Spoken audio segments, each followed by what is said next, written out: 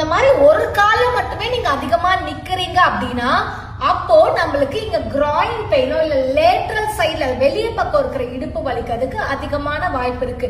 எதனால அப்படின்னா இந்த மாதிரி ஒரு காலையே நிக்கும் போது இந்த கிராயின்ல நம்மளுக்கு அதிகமான ஸ்ட்ரெஸ் விழும். அப்படின்னா ஃபெமோரல் ஹெட் ரொம்ப அதிகமான எக்ஸசிவான ஓவர் யூஸ்க்கு போக ஆரம்பிக்கும்.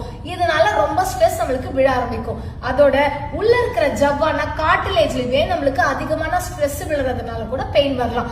அண்ட் சுத்தி இருக்கிற லேப்ரம்லயுமே நம்மளுக்கு ரொம்ப அதிகமான லோடிங் விழுறதுனால அப்போ நம்மளுக்கு இந்த மாதிரி பெயின் வரலாம். சோ இந்த டைம்ல நம்மளுக்கு உட்கார்ந்து எந்திரிக்கும் போதோ இல்ல நடக்கும் போதோ ரொம்ப பெயின் தெரியும் இந்த கிராயின்.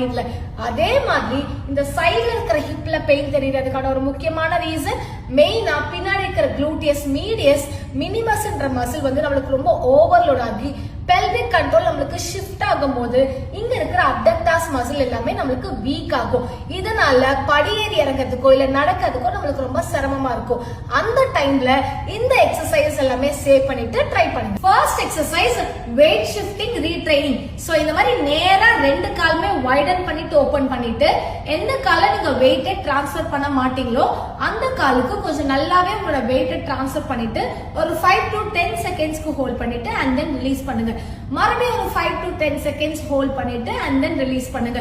முடிஞ்சா கண்ணை மூடிட்டு ட்ரை பண்றதுக்கு பாருங்க. சோ இந்த மாதிரி ஒரு நாளைக்கு ஒரு 10 to 15 டைம்ஸ் ட்ரை பண்ணிட்டு வாங்க.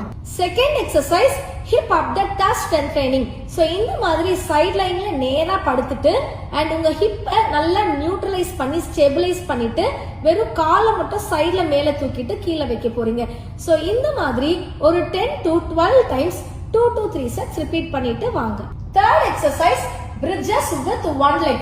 சோ இந்த மாதிரி நேரா படுத்துட்டு ரெண்டு முட்டியும் பெண்ட் பண்ணிட்டு ஒரு லெக்ல இருக்கிற உங்களோட ஃபூட்டை மட்டும் இந்த மாதிரி டர்ன் பண்ணிட்டு அண்ட் தென் உங்களோட இடுப்பை மேல தூக்கிட்டு ஆப்போசிட் லெக்க இந்த மாதிரி தூக்க போறீங்க. சோ இதையே ஒரு 10 to 12 செகண்ட்ஸ் ஹோல்ட் பண்ணிட்டு 2 to 3 sets ரிப்பீட் பண்ணிட்டு வாங்க. இதையே ஆப்போசிட் லெக்லயும் ரிப்பீட் பண்ணிட்டு வாங்க.